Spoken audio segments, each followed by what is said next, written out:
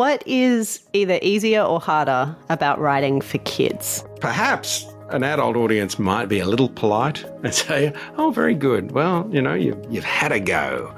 Whereas kids will just get up and walk away.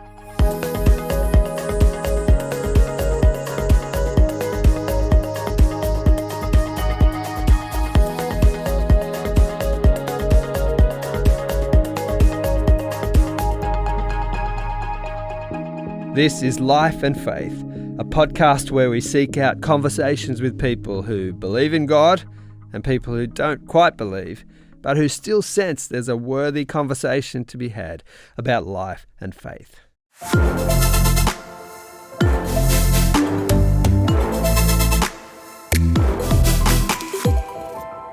Welcome to Life and Faith from the Centre for Public Christianity. I'm Simon Smart. And I'm Natasha Moore.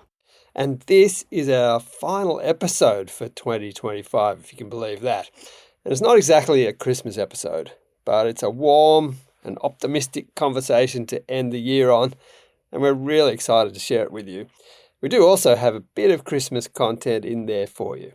Yeah, we cover a lot in here. Yes, Christmas, also Outback Australia and some classic play school moments and the creative process and what makes the Bible an inexhaustible source of treasure.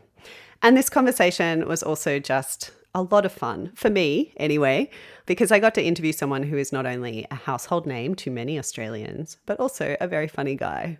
Yes, we were thrilled that Colin Buchanan made time to come on Life and Faith and tell us about his various careers, the hats he's worn over the years.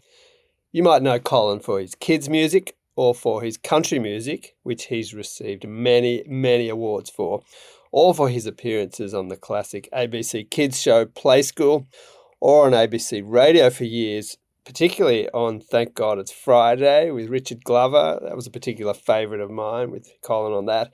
Or any number of other things he's known for. Colin hosted Qantas's in-flight audio entertainment for years.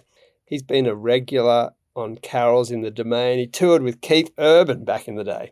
He's a bit of a national treasure, really, isn't he, Natasha? Yeah, and I feel like he would probably have a laugh at that idea, but I think it's true. So yeah. I was pretty stoked and maybe a little bit daunted to get to talk to him.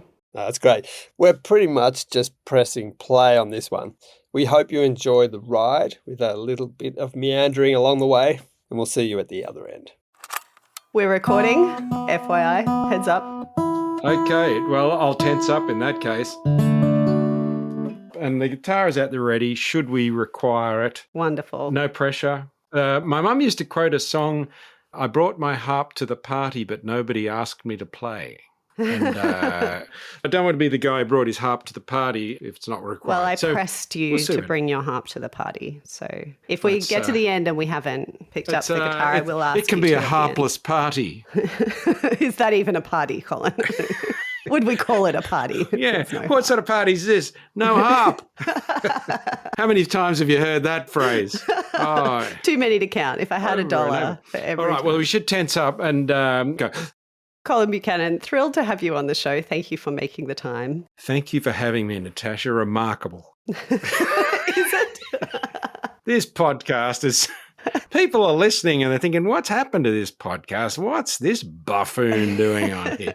Anyway, look, it'll all be over soon enough. If I'm not mistaken, you just got back from Nashville. Is that right? Recently, yeah, just a week or so ago, 2 weeks ago. You got to play the Grand Ole Opry? I did, yes, which is quite they've got this little, I don't know whether it's a Target, from the old days where they'd give you fruit as you came in, rotten tomatoes and so forth, and if you didn't like it, you'd have it. But there's a piece of stage, a little circle of old boards. It's a new development, the current Grand Ole Opry House. It seats 4,000 people now, but they've taken a piece of the old stage and put it there in the middle. So when you stand centre stage in the Grand Not So Old Opry, you're standing on the boards of the Grand Old Opry. Wow. Grand Old Opry, for those who don't know, is a sort of hallowed hall of country music performing. And there are two levels to it. One is the venue itself, and the other is the radio program that's been going for nearly 100 years. Has radio been around for 100 years? Yeah, I think it was the 1920s that the Grand Ole Opry started, wasn't it? That would, the maths would would add up. Would suggest even that. even I know 1930s? that ad is the maths is close at least. Is there someone for you, Colin, who standing on those boards, you're like, this person also stood on these boards? Who's that person? Yeah, it's interesting because there's been so many. Because the radio show, I wasn't on the radio show, I was at the venue. So let's not gild the lily, but nonetheless, I was there. Look, I'm a big Alan Jackson fan I think he's still performing. He was sort of huge through the 90s and 2000s, and just one of the luminaries of country music, and just a great storyteller and just a solid country performer. And the thought, Alan Jackson stood here. Well, that's quite something. But those boards are you just pick anyone in country music, American country music, and Australian for that matter. There's been a lot of us Aussies who've joined the ranks, and they've stood there, and so it was fun to be able to be there. Colin, I feel like you're someone who's had at least maybe 3 kind of separate careers that have all been super successful. Australian country music, in kids music, particularly Christian songs. And you're Tupperware. On Play School. No, sorry, go on. That one go I don't on. know about. I'll let Play you School, ABC Radio, I'm sure there's more. I don't know if people who know you very well from one of those areas, I don't know if they know about the other versions of you. Like when you meet someone new, if they don't know who you are, I don't know if that happens. When they ask you what you do, what do you say? I always feel slightly awkward when they go, I'm sorry, I didn't know who you are, which is a phrase that is just inherently pretentious when used by yourself. Don't you know who I am? Is like, would you want to be the person saying that? And profile is very selective. So in terms of profile, my country music was the first thing that gave me opportunity to perform publicly and to record an album. So that was early 90s. And so the Tamworth Country Music Festival was very important. It has continued to be an important part of my career, but it was a key foundational moment. And there was a couple of key television shows. I mean, most notably, the Midday Show used to happen every weekday with Ray Martin. And so that was broadcast right into the bush. So to perform on the Midday Show was a way of saying, here I am. And they had live music. Multiple artists would perform. It was just a real variety show. And that was a great vehicle. So Country Colin emerged. And then in about 1993, because I was signed to ABC Music, I'd mentioned to the boss of ABC Music that I would love to appear on Play School. I'd trained as a primary school teacher, but always loved, singing songs with kids and for kids. And the boss of Play School spoke to the boss of ABC Music and said, well, we're always looking for new presenters. And they were always looking. They weren't always finding. There were a lot of people who have auditioned unsuccessfully for Play School. So, I was invited to come and unsuccessfully audition for Play School. So I brought myself up there with my guitar to the little Play School hut and sang Okie Toki Unga and built an imaginary igloo, and then sang a song with the guitar and got a lovely, what I thought was a polite knockback letter saying, if we need a presenter guitarist, we'll keep you in mind. But 2 weeks later, they said, actually, we do need one. As it happened, Don Spencer, who'd been their presenter guitarist, stepped aside. He'd decided he'd done enough Play School.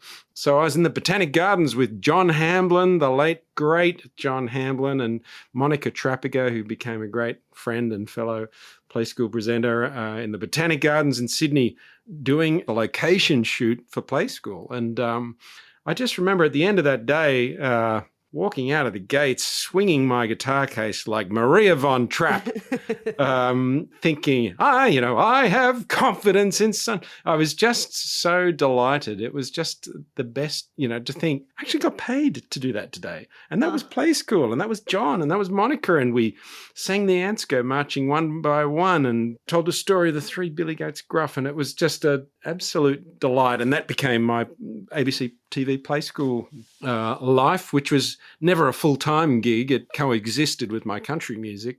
The contracts were only ever for one program. So it took some time to work out whether or not you're in or out, or they're still trying you out. And I just loved the discipline of Play School because it was a very challenging 3-camera, learn the script. There's a very clear brief sort of shoot, but it was also something that they wanted life and play and joy Yeah. and that personal connection to Do the you have child. any favourite play school memories or perhaps bloopers? Well, the thing was, because it was so precise, it was rehearsed. We had a full sort of run through a couple of weeks before we were in the studio, where you'd run through the script and block it through multiple times. Then you'd go away, you get a review script, which you'd learn, which was a discipline in itself to actually learn word for word, not just the script, but where the shots come in the script. So you're giving cues to your fellow presenter. And then you do like a stagger through on the day in the studio with 3 cameras and a crew and lighting, and then a rehearsal, camera rehearsal, which is pretty much top to tail. And then they'd press red and it was see you at the end. And they would very rarely stop. And so you're getting pretty familiar with it. But John Hamblin especially just loved to push the boundaries during the rehearsals. And I don't know whether they ever pressed red on the rehearsals, but he pushed the boundaries on the real thing, because I mean, to this day, people go, oh, John on Play School. He was a bit naughty sometimes, wasn't he? And he he Trying just to make pushed it you all, laugh? just taking the mickey out of his fellow presenters. I mean, when I walked in I entered Play School in the studio as a chicken with a guitar around my neck, singing, I think, Turkey in the Straw. John was walking like a chicken, which he managed to make look like the most normal thing in the world, that he was walking like a chicken.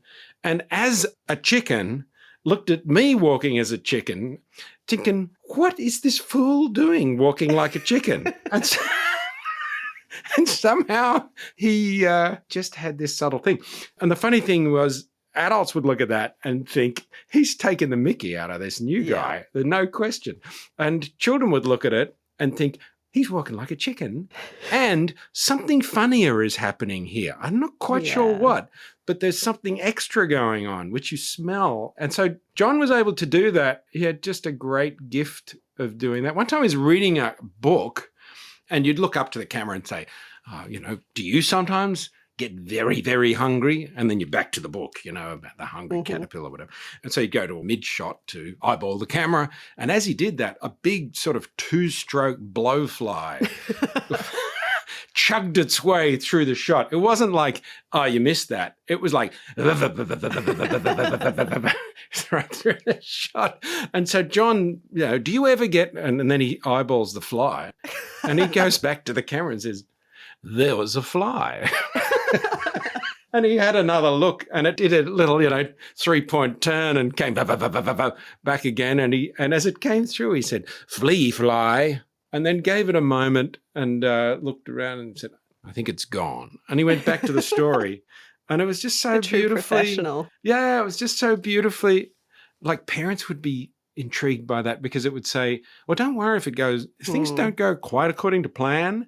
Make a new plan and just go with that plan." And children would watch it and think, well, there's a story happening, but something else is happening. And I don't think it was meant to happen, but that's part of the joy of it. So, yeah, I was very grateful for that. And look, I am keeping those who haven't switched off are saying, hang on, there were 3. There were 3. Yeah. And he said country and he said play school, which I'm happy to go back to play school. But the other was in about 1996. I'd learned to play guitar and sing in church and Sunday schools.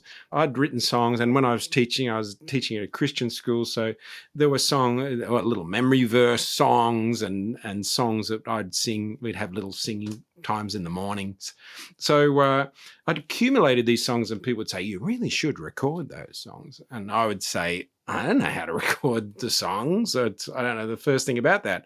And then I get a career in music, and I'm meeting players, and I become familiar with the studio, and then find myself sort of embedded in play school. And that was just a delight to do. And I thought, you know what? I think it's time to make that record. So I created a little album called Remember the Lord, full of songs that had been written from as early as, about 1984, I think. So I was about 20 years old when some of those songs.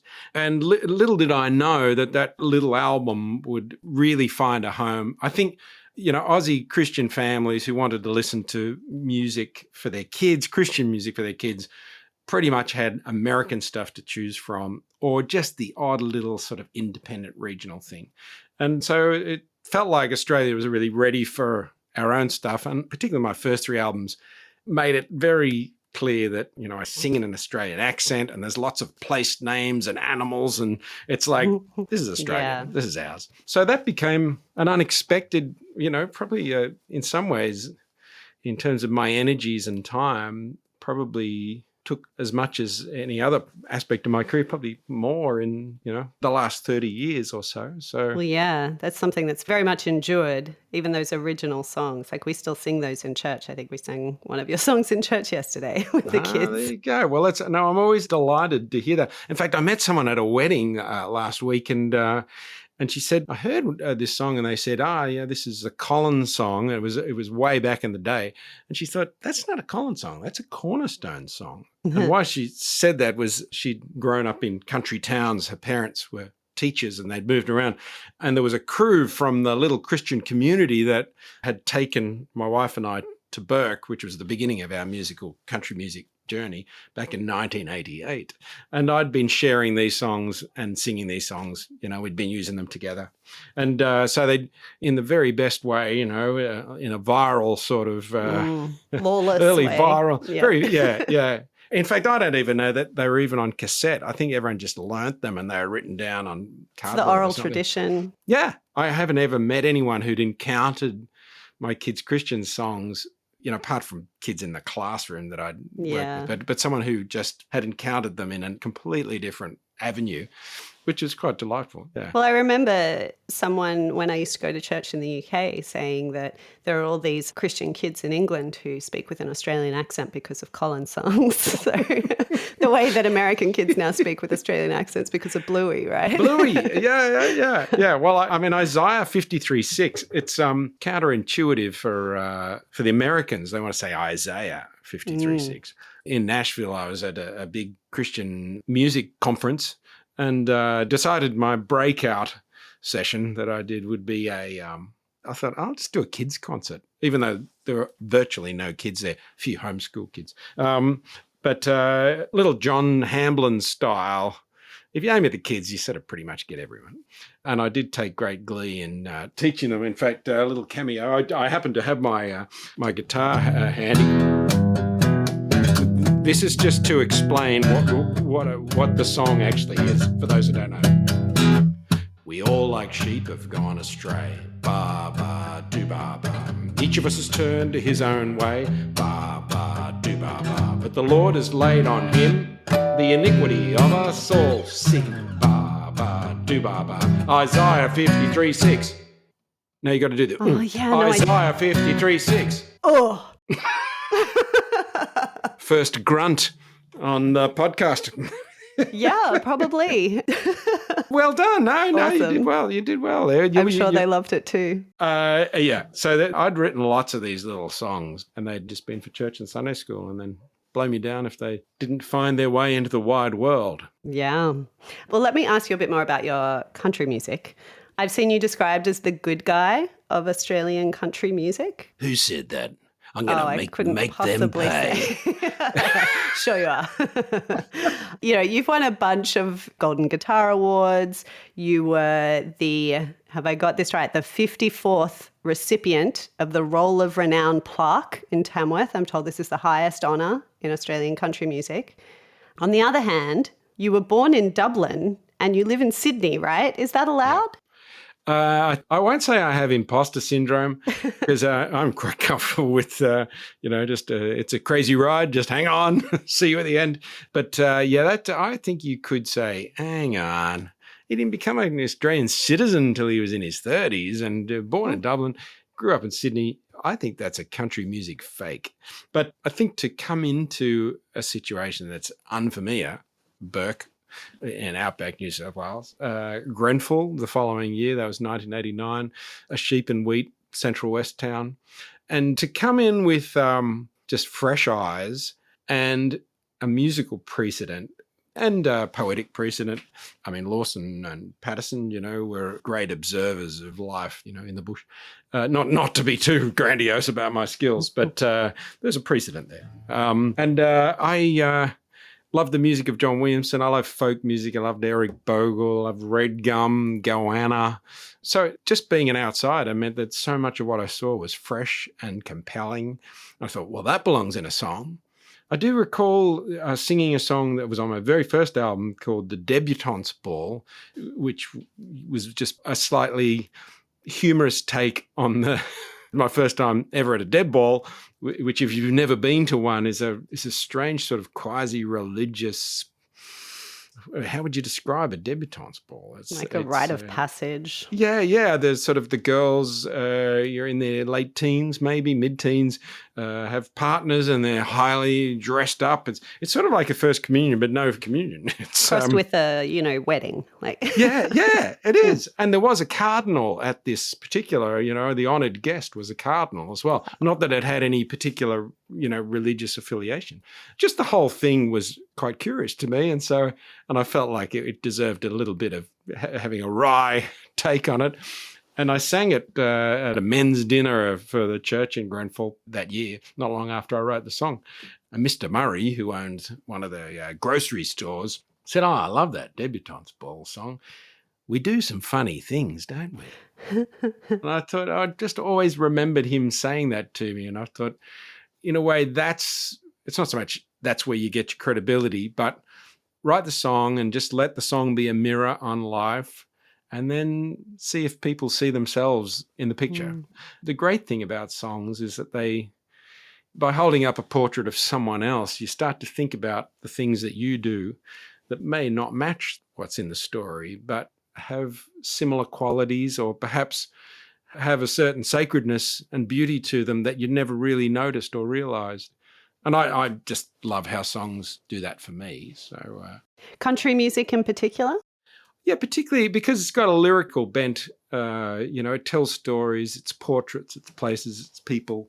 I mean, not exclusively. That Spirit of Place Goanna album, which to this day, you'll hear the song Solid Rock. Standing on solid rock, standing on sacred ground.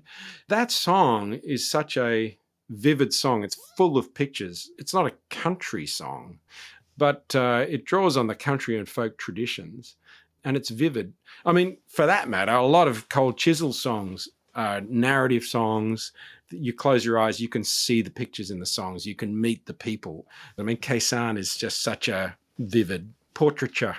So beautiful song. So yeah, I've always lent towards that kind of song. And country has a certain sort of rustic capacity to deliver those stories in a often not a highly complicated, but a beguiling sort of way, which I love John Williamson too. And when I got to the bush as an outsider and heard some of his songs, he's got a song called Galleries of Pink Galahs, which is just like a cinematic celebration of outback Australia.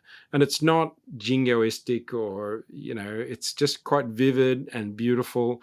I remember standing on the red dirt of Burke, with my arms out, listening to that song on the cassette and thinking, I'm standing in this song. So I love that feeling, and I love the quest. No one knows how to write a good song. You just keep trying to write good songs. And sometimes you get closer than others. But the inspiration of experiencing great songs is that's the thing that keeps you going, I think. Are there things that you wish urban or suburban Australians knew or understood better about country Australia? You always get a little bit sad because country music is a two-word punchline. You can say, country music, like both types, country and Western, or, put it on backwards and the wife comes back to life and the dog doesn't die or does, the wife, it's, it's earned that, I realise. But so is, jazz with its sort of pretensions and, berets and... Lots of things are a caricature of themselves. Yeah. Whereas you listen to a jazz band doing jazz and loving jazz, and it's just like, doesn't matter what music you like, you'd say, that's music. That sounds awesome. But in terms of the bush itself, you can't really experience it entirely unless you sort of immerse yourself in that experience. And many Aussies we certainly have a strong sense of identity in rural Australia, the sense that we know we're in a big country, most of it's red and uninhabited, and I think rural life is rich, but it's probably harder than most Aussies would realise, and a little more tenuous maybe, but it's also very rich. I think we travel. I think COVID got a lot of people into the regions in a really great way, and perhaps there's a little more awareness of rural Australia now. But anyway, who am I to talk? I'm an Irishman who lives in Sydney. Who am I to talk about? Well, you're a big deal in country music. That's what I hear, Colin.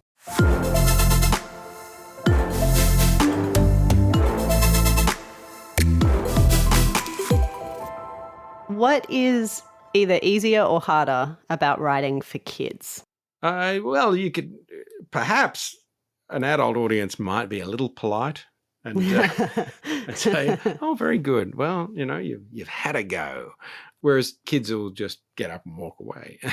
Immediate feedback. Yep. Yeah. But by the same token, the positive feedback of children. And, I was writing songs for kids, actually the kids in front of me, not the imaginary kids who would hear an album somehow, but I was teaching and I'd get an idea for a song and say, hey, we could write a song about that. I walked into a year 3 classroom when I was teaching music to the primary departments back in the early 90s, and they were doing the embalming process in the previous lesson, and the notes were still on the board. And I said, what do we got here? They would remove the intestines and the brain through the, it's like, what have you been learning in this classroom? It's in fact, that gives me an idea for us. Let's write a song about it, shall we?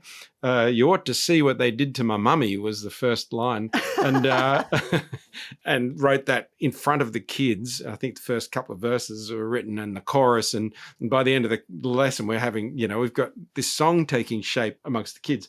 I went away and finished it and brought it back. And then they did an assembly item with in ancient Egypt. I've always loved fun songs. I enjoyed fun songs as a child. And the creative process with kids is a really delightful. I'd not done it, and we had a bit of a folky guy come in for what they call incursions now. I don't quite know how we got onto this guy, but he came in and demonstrated a bunch of instruments, and it was a good little incursion in my first year of teaching. And we got chatting during recess while he was packing up, and he said, "Oh, do you ever write songs with the kids?" He didn't know. I just mentioned I played guitar. I said, "No." And he said, "Well, you should. They love it." And I thought, wow. So that day I said, we're just about to go out for lunch. Actually, we're just about to go out for lunch. And made up this little rhythmic chant that became part of our routine for the rest of the year. And the kids would chant it as they walked. So that was the first song I ever wrote with kids. They just loved that I'm sure creative they've never process. forgotten it. Yeah, and it teaches kids that the creative product is not something that emerges out of, well, it does emerge out of thin air in a way, but in the hands of people like us. Yeah. And in fact, people like them, and that maybe they might even be active participants in the creative process, or at least witnesses to it. It's not a far-off thing. No. And I feel like that's just performance and creativity has been stolen a bit. We're in a very evaluative culture where if you're going to sing, you better be good enough for them to turn their chairs, or you better be good enough for the judges to say, oh, I like that. You've got something, rather than let's get our guitars out or let's play the piano and, hey, play that song you're learning. I haven't learned it yet. Well, I'll just play it and we'll all sit around. And suddenly music is something being created around us, not packaged and always good enough or great enough or exceptional enough or got the X factor. Comedy is a big part of what you do, and particularly central to your kids' songs and your kids' performances. Do you have kind of I don't know if this is too grandiose way of putting this, but do you have kind of a philosophy of that, or you're a funny guy and you use what you've got? Well, I know that comedy is an incredible catalyst for, it lubricates community, in an audience. It sort of throws the doors open in a way that very little else does. It throws the doors of community open. You laugh together. It throws the sort of doors of inhibition open. And it throws the doors of your heart open, really. And so I do love what laughter achieves. I think as a migrant kid, I think humor was a very helpful technique to relate to people. And if I found myself in a situation where I was the odd one out, I could use humor to sort of find my way back in, or at least turn that situation in some ways to take control of the situation. There's a part in, I think it's Magician's Nephew, where the C.S. Lewis Narnia Chronicles, where Aslan, the God figure or the Christ figure, is creating the world or recreating the world. And the raven says something silly right at the beginning of this whole creative event. And everyone laughs. And the raven says, "Oh, Aslan, did I just make the first joke?" And Aslan says, "No, you were the first joke." And sometimes it's good to just be the joke. I mean, so let's say if I tripped over accidentally, I'd add a little pratfall flourish to sort of take away a bit of the shame of the fact that, or the embarrassment of falling over, and sort of reclaim that, the control in that situation. And just learning that's just an interesting thing to know about how humor worked in my life. And there's times where just learning to laugh sort of as the butt of the joke, not the teller of the joke or the creator of the, but it's really interesting to me that I've found myself talking about truth to Tommy Dean, who I was on the TGIF, Richard Glover's sort of satirical comedy wrap-up of the week on ABC Radio in New South Wales. Yeah, we spent some years doing that together. And just on the occasions where we had a chance to have a chat, and his philosophy of comedy was very much focused on being funny, but on truth. And that truth was really important to him as a driver of comedy. And I don't mean sort of capital T truth in a sense. It's more just this, what I'm saying really, is it true? And sometimes he could cope with less laughter if he knew that he'd said something true. And it's sort of true in the mechanism of comedy. And it's really interesting because I've had that conversation with musicians about the way they play something, or a producer about the way they produce an album. And it's like, what is the sort of the true way? Recording engineers as well. It's very interesting to have that conversation, because typically it's your Christian who wants to talk about your capital T truth.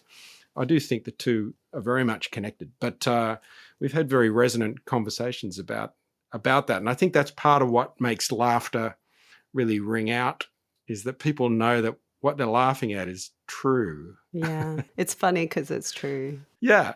And perhaps it's, we're back with Mr. Murray saying, we do some funny things, don't we? And I find that there are funny things everywhere, and I'm probably a bit of a short attention span and could learn to stop talking sometimes. But it does unlock the world around you, and the humor and banter. And I love it.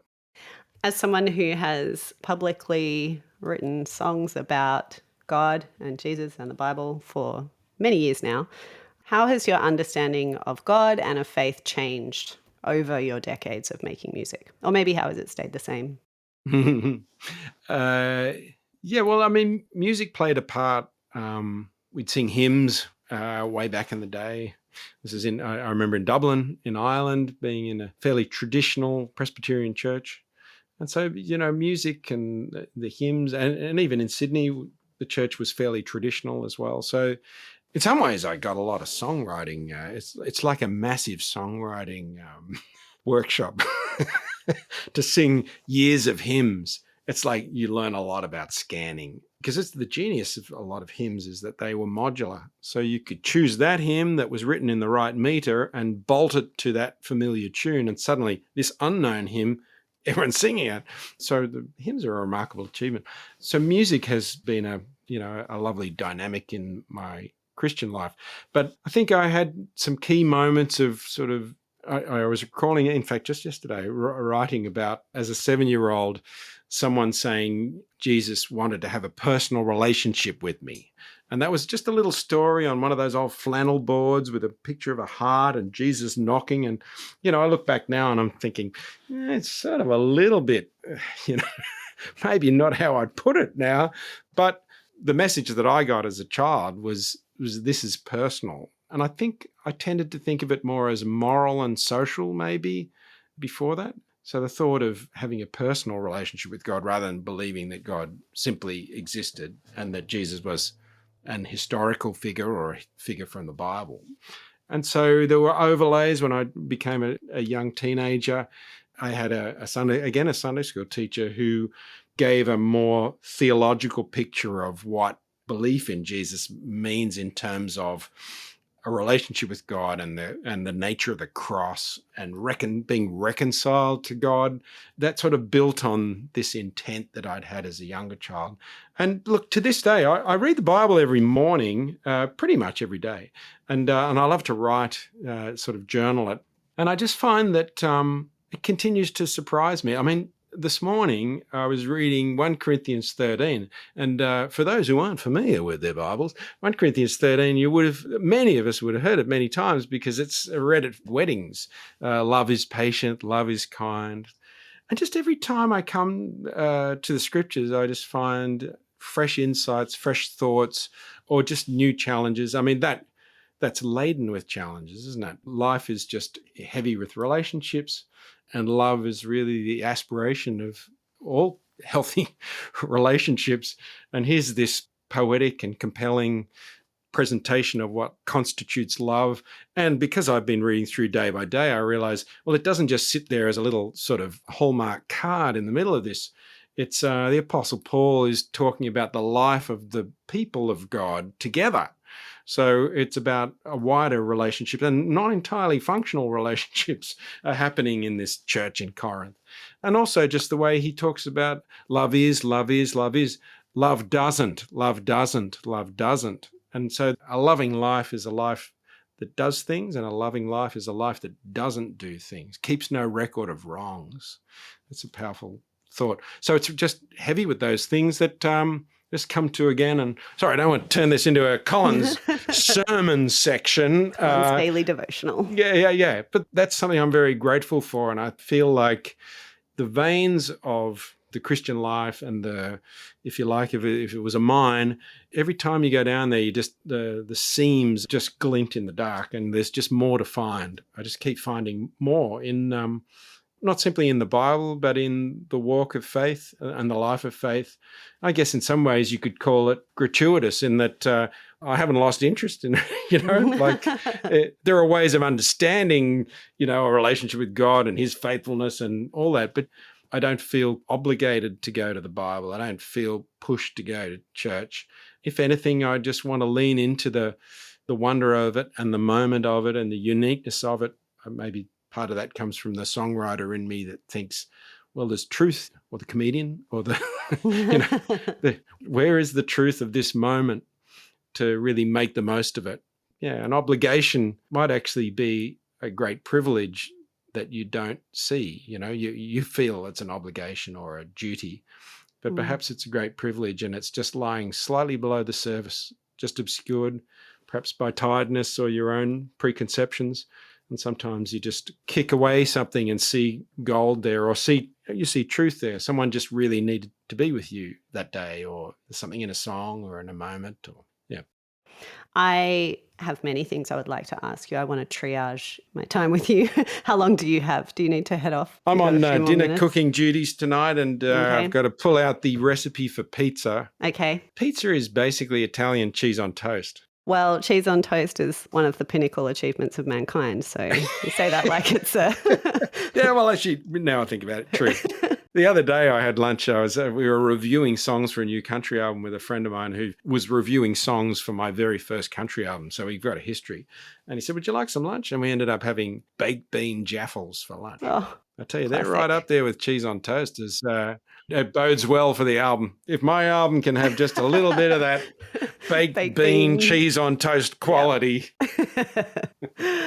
Okay, I want to ask you, as someone who does wonderful Christmas performances, what is special about Christmas for you? Look, we can talk about Christmas any time of the year because there's a finite number of shopping days to Christmas, no matter what time of the year it is. True that. And you can never be over-prepared for Christmas. Or another way of thinking about that is you will always be under-prepared for Christmas. Always. I'm a bit jealous of the Northern Hemisphere for their weather, for a start, especially if they get a little bit of snow, because they've got a nice cohesion between their Christmas cards and their weather. And carols. And the whole thing. But I'm also a little jealous because it comes in the middle of their school year. And we're at a disadvantage because everyone's just frantic to finish stuff, the end of school. And then Christmas is coming and you've got to plan your Christmas and you've got to think about your holiday because that'll be on you in no time. And are you ready for that? And every tradesperson is being asked, will you finish it by Christmas? It just seems like there's a lot of logjam happens. I mean, the upside is January is quite a delicious time. But, we pay for it. So it's always busy. So it can be a little difficult to disentangle the real joy of Christmas from the duties of Christmas. Look, not to sound too predictably Christian about this, but there's just something really powerful and beautiful and optimistic in the Christmas story. Little Mabel is our most recent granddaughter. She's still just weeks old, and there's just a universal beauty and power to the birth of a child. So to have a story with such profound spiritual weight and significance built around the story of a child, the birth of a baby, is just an inherently wonderful thing. I've made a couple of Christmas albums and I made an Easter album, and Easter has the resurrection. I mean, that's upbeat, but the path to the resurrection is the valley of the shadow, is the cross. And so you've just got to go there to get to the happy ending in a sense. Whereas Christmas is able to say, for to us a child is born and the government will be upon his shoulder and his wonderful counselor, God with us. I mean, he is the savior. It is good news for all people everywhere. But the joy is really at the front and center of it. And that's a wonderful thing. That's a wonderful message. And it's interesting that even the cultural, and we've got a lot of cultural hoo-ha and, extraneous matter that's just attached itself. But nonetheless, it's, again, the truth of that Christian Christmas message, the Bible account is just without equal. I mean, if you want to find a comparison, Australia's getting very revved up on Halloween, I've noticed. And it just seems like there's elements of it, there's community and there's, I can remember as a child, it was big in Ireland and you'd go around and I quite enjoyed going around and collecting, lollies and apples. A little disappointed when I got apples, to be honest. Naturally, yeah. There was something fun about that. But in terms of the tat, if you pull away the tat, and by the tat, I just mean all the plastic sort of fake cobweb, sort of, a lot of it is macabre as well, which is a little unsettling, but let's just call that flim-flam. There's sort of nothing to really rest your weight on when all that's really said and done, or not much. Whereas I just go to a carols event, Broken Hill, Central Park, the people have come out, they'll sing the carols with you. Joy to the world, the Lord has come. Away in a manger, no crib for a bed. The little Lord Jesus laid down his sweet head. Silent night, holy night. They'll sing jingle bells and Santa will turn up and there'll be crackers go off. And it's like there's a great community event as the desert sun sinks over the Mundy Plains. And it's just like, wow, this is amazing. And right in the heart of it is the story of Emmanuel, God with us, Jesus. So I do love the way we're able to share that together as a community and particularly as Christian people. Favorite moment in a live performance? Ooh. Now, it's very hard because I love the moment of the live performance. And in some ways, those moments keep coming. In fact, that's sort of the quest, is where is that sort of shared, yes, this audience are right here in these songs with me. This is great. And sometimes you just laugh out loud. This is such a delightful moment. And I have that with kids events, community carols events where you just think, yeah, this is great. This is a more recent one. I was in a little gig, about 100 people in Cootamundra in central western New South Wales. And I just coming to the end of my set, I said, I'm not sure which song to sing, this one or this one. And a voice from the audience said, House 163, which is one of my songs. I said, well, that sounded very authoritative. It's not the local solicitor, is it? Or the mayor? So I had a little laugh. And he just said again, House 163. I thought, well, I think I better do. What's your name, sir? Ken. Well, I better do what Ken says. And I'll sing 163. Actually, just a minute. You're Ken. Okay, I'm beginning to put two and two together.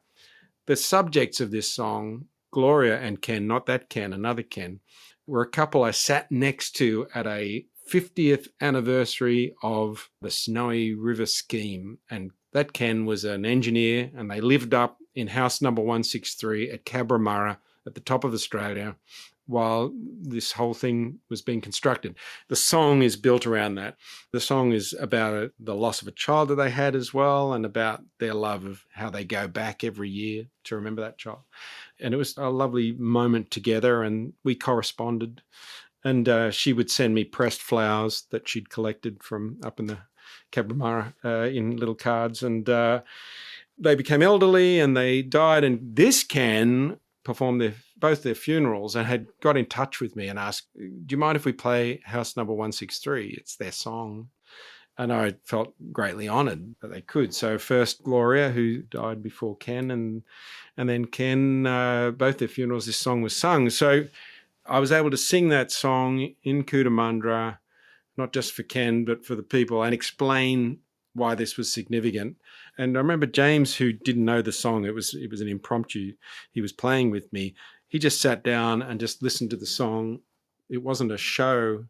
It was a little something deeper and more precious and beautiful than that. Not something we could have planned for. And it was just so human.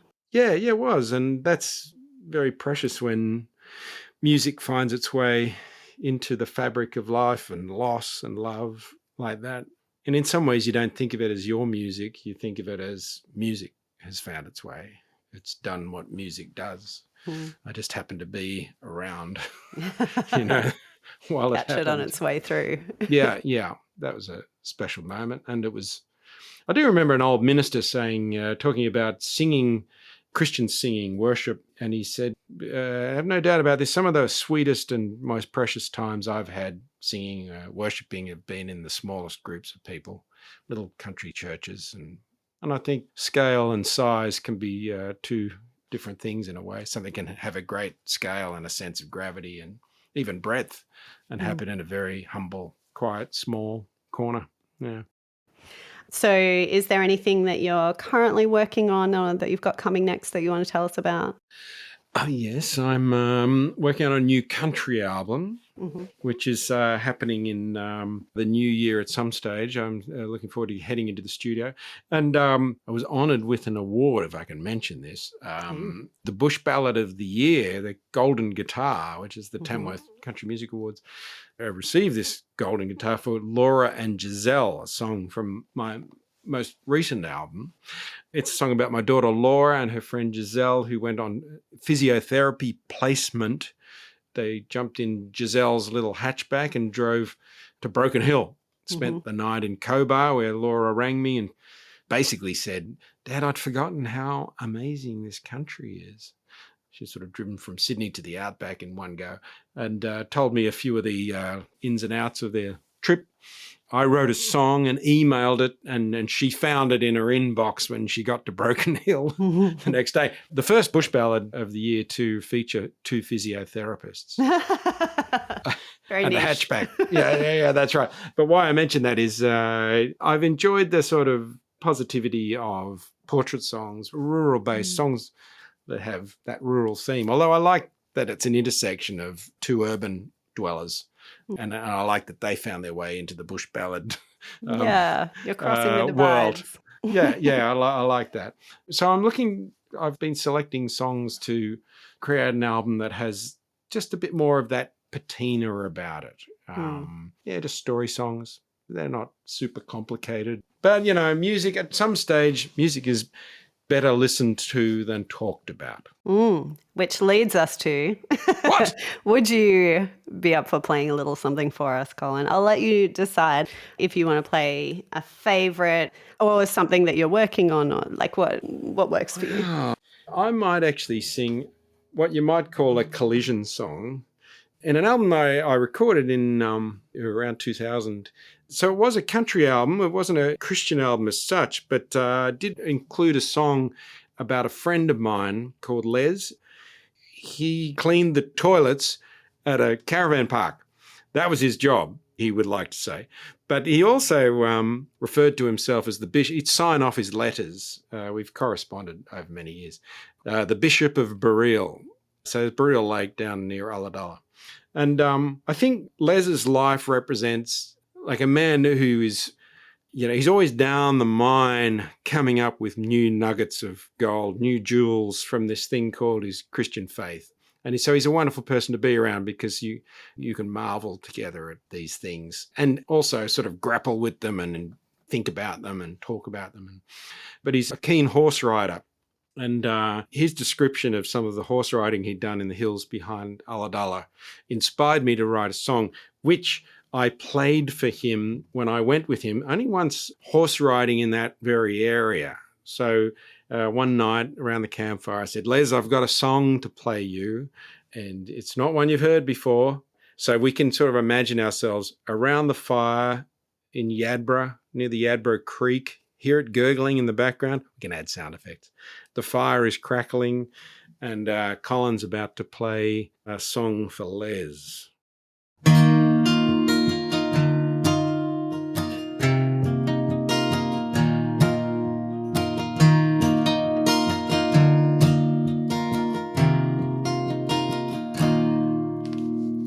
He's going up into the mountains, up into the hills. He's gonna saddle up the chestnut mare and let her take him where she will. Gonna catch himself a fish or two and gather up some wood and sit beneath the messmates wondering how he ever got it so good. Somewhere out past Yadbro, out behind Tamil, in his ironbark cathedral rides the Bishop of Burial. Out past Yadbro, the bush behind Tamil is ringing with the praises of the Bishop of Burial.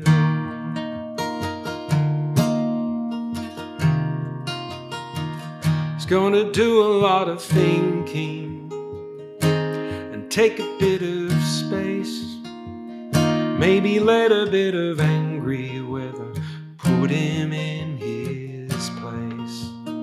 And on a swag under the moonlight, flicker of a fire, he'll marvel at the majesty of the one who names the stars, and who knows that somewhere out past Yadbro, out behind Tamil, in his ironbark cathedral rides the Bishop of Burial.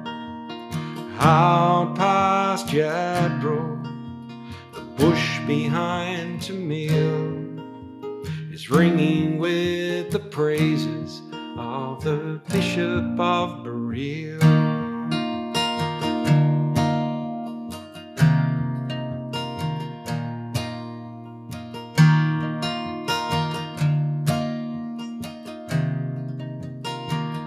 And on top of Caliana, sing a simple prayer for the everlasting mercy of the God who put him there and who holds him in his care.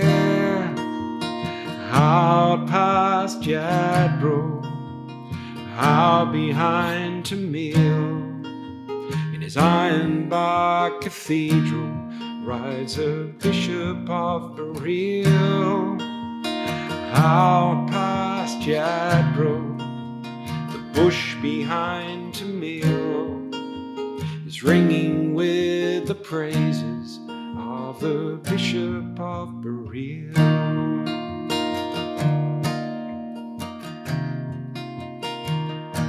And he goes, sing to the Lord, the Almighty, the King of creation. Oh, my soul, praise him, for he is my help and salvation. All ye who hear, now to his temple draw near, joining in glad adoration, out behind to Mill.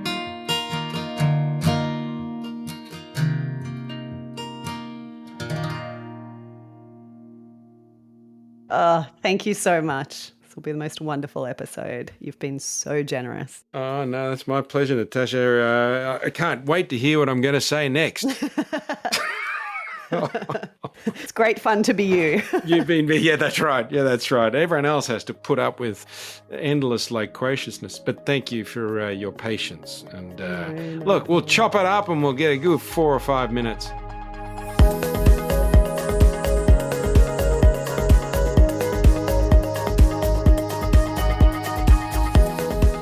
This has been Life and Faith. I'm Simon Smart, and Natasha Moore has been speaking with musician and entertainer and all-round good guy, Colin Buchanan. Our thanks to Colin for giving so generously of his time and his stories, and for bringing some live music to the podcast as well. Maybe you're lucky enough to go to one of Colin's live Christmas concerts this month, but if not, do go check out some of his classic or more recent music. I have had on my Spotify liked songs for the last few months a recent release that he appeared on, a song he did with a couple of other country music guys called He's Got the Whole World. It's this very moving take on the classic hymn, He's Got the Whole World in His Hands. I've been loving it. And if you are not a country fan, maybe this interview will motivate you to give it a go. No, it absolutely should. A huge thank you as well to our producer Alan Douthwaite for his work on this episode and all our episodes. As you listen to this, he's on the most deserved long service leave of all time. Wishing him a refreshing break over the summer, and wishing all of our listeners as well a Christmas season that is meaningful and joyful and at least somewhat restful. Yes, thank you all for listening this year. We love making Life and Faith, and we love hearing from you about what you think of it. Remember that you can email us anytime with feedback or suggestions. The address is podcast@publicchristianity.org. And if you want to give us a little Christmas present yourself, then all we want for Christmas is for you to share the podcast with someone else you think might enjoy it, whether it's this episode or another one you've enjoyed or been challenged by this year. Thanks for listening. See you next year.